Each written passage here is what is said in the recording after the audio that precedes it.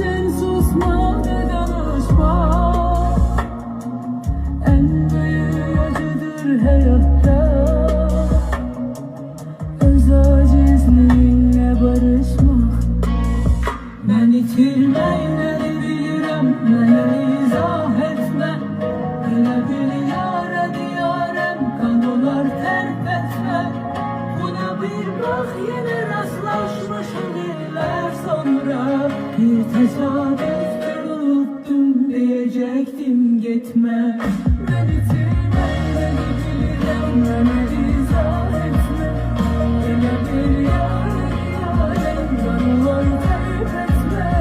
Buna bir bak, yine rastlaşmışım yıllar sonra.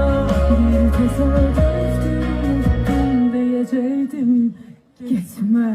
Şəbnəm, bir daha səni təbrik edirik. Sənə ailə